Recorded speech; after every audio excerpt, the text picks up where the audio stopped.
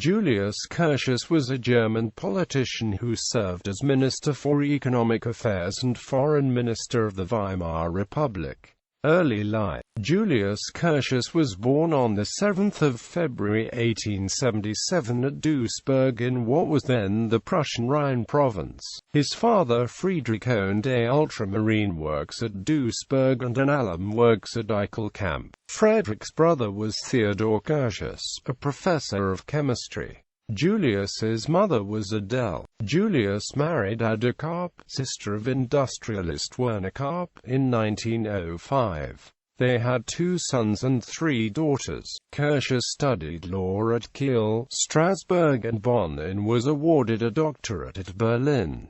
In 1905, he started practicing law at Duisburg. After 1911, he began working on issues in the field of public policy at Heidelberg. He served in the First World War, finishing at the rank of Hauptmann of the Landwehr and Batterierer, and was awarded both Iron Crosses. He remained at Heidelberg, where he also was a member of the city council until 1921. He then worked as a lawyer at the Kammergericht Berlin. He mainly represented firms in the steel and coal, potash and railway rolling stock businesses. From 1920 to 1932, he was a member of the Reichstag for the German People's Party. Minister. Curtius became Reichswirtschaftsminister in January 1926 as a member of the second cabinet of Hans Luther and remained in that office in several different cabinets that followed. After Gustav Stresemann died on 3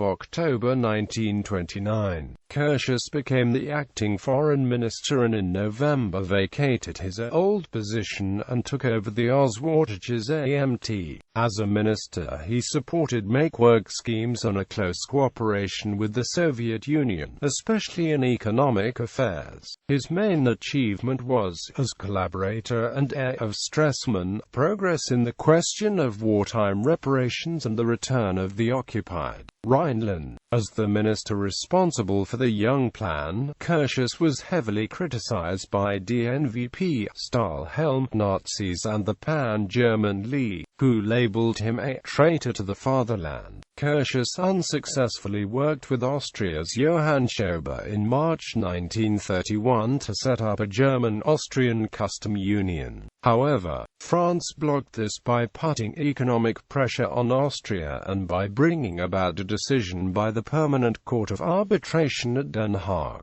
which voted 8-7 to rule the Union in contradiction of the Geneva Protocol of 1922.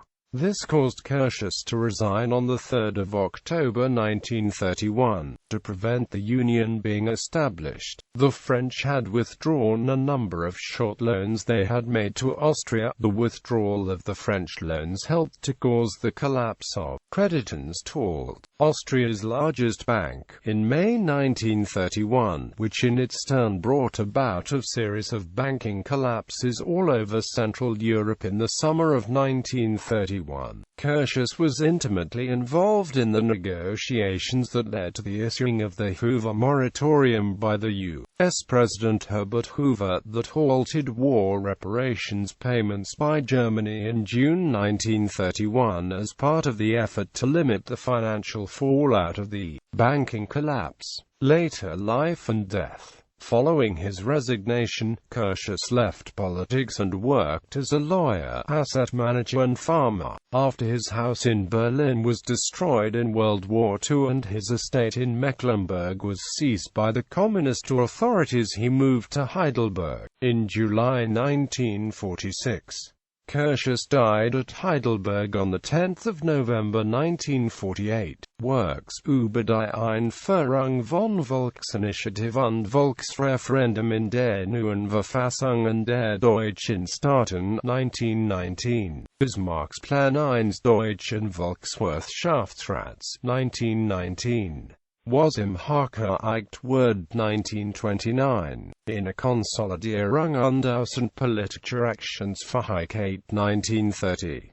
Zur nationalen Freiheit in Deutschlands Zukunft 1931, p. 17-38. Germany and the Polish Corridor, 1933.